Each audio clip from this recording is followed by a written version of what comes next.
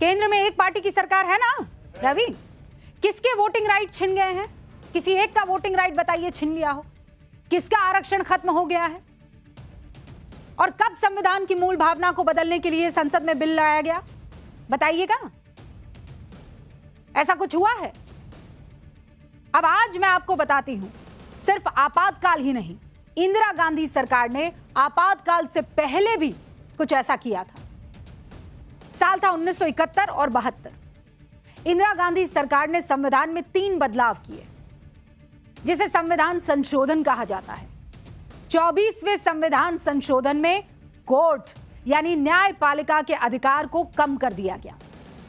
सरकार के फैसले पर कोर्ट की समीक्षा के अधिकार को भी सीमित कर दिया गया।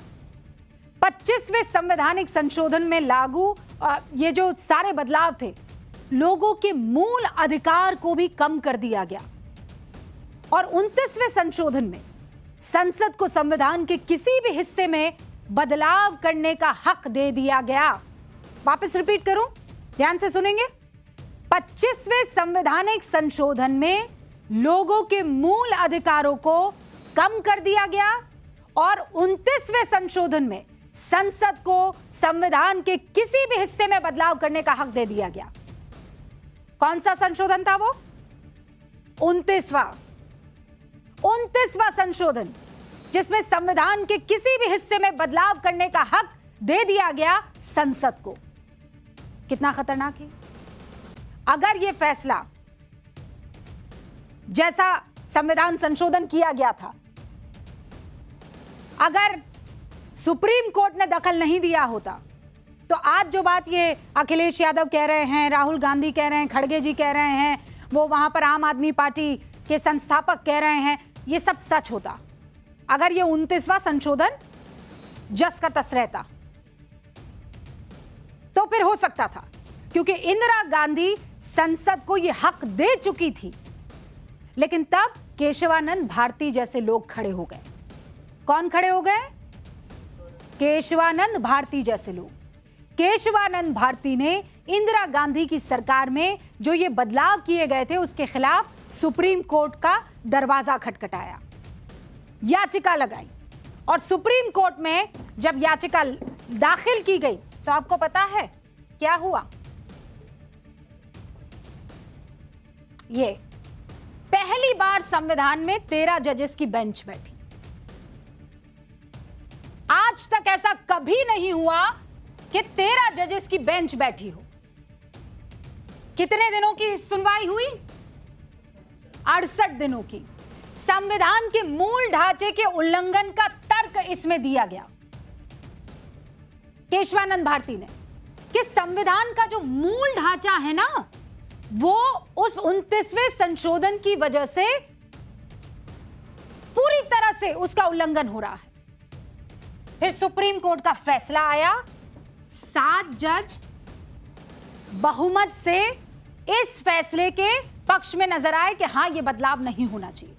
संविधान के मूल ढांचे में बदलाव पर उसके बाद रोक लग गई। तो वो जो प्रस्तावना है, उसमें किसी तरह का कोई बदलाव अब नहीं होगा। मतलब मैं तब की बात कर रही हूं।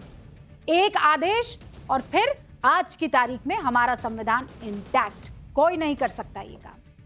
यह आदेश 24 अप्रैल 1973 को आया। कब आया? 1973। तारीख क्या थी? 24 अप्रैल। मैं फिर कह रही हूं, दोहराइए तारीख को, 24 अप्रैल 1973।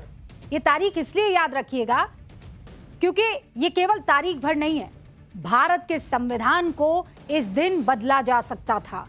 अगर सुप्रीम कोर्ट ऐसा फैसला नहीं देता, तो फिर ये तारीख उस बात की गवाह हो जाती कि आप कोई भी हिस्सा संविधान का बदल सकते हैं।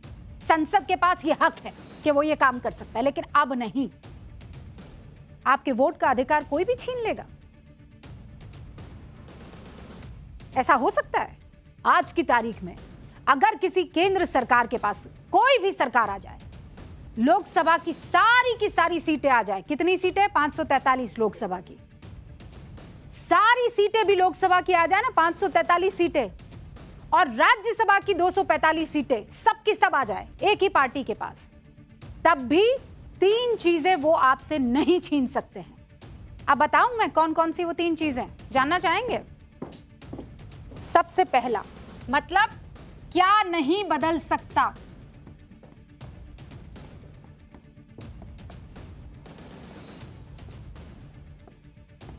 क्या नहीं बदलेगा? किसमें? संविधान में। सबसे पहला है वोट का अधिकार। कोई हाथ नहीं लगा सकता इसको, कोई नहीं छीन सकता आपसे। दूसरा आइए, धर्म का अधिकार,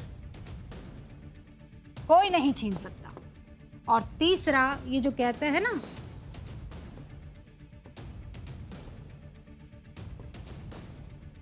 संपत्ति, आपकी संपत्ति भी कोई नहीं छीन सकता है। ये सब आपके रहेंगे, ये सब आपका रहेगा। यानी चाहे वो संपत्ति हो, धर्म का मानने का अधिकार हो, या वोट देने की बात हो, आपसे कोई ये बात और कोई ये रूल्स, आपके जो राइट है, हक है जो आपका, वो आपसे नहीं ले सकता। कोई सरकार उस पर नजर नहीं डाल सकती, अच्छी के बुरी। उन जजेस के साथ, आपको पता है, जिन्होंने ये फैसला दिया था कि आप कोई, ये जो आपने 29वां संशोधन किया है, जिन लोगों ने अगेंस्ट में फैसला दिया था इंदिरा गांधी की,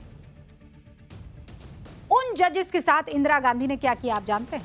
3 सीनियर जज, justice KS Hegde, justice JM शेतर और जस्टिस AN ग्रोवर, जिन्होंने सरकार के खिलाफ फैसला सुनाया था, उन तीनों को नजरअंदाज करके इंदिरा गांधी ने जस्टिस AN रे को मुख्य न्यायाधीश बना दिया, जो इन तीनों से जूनियर थे।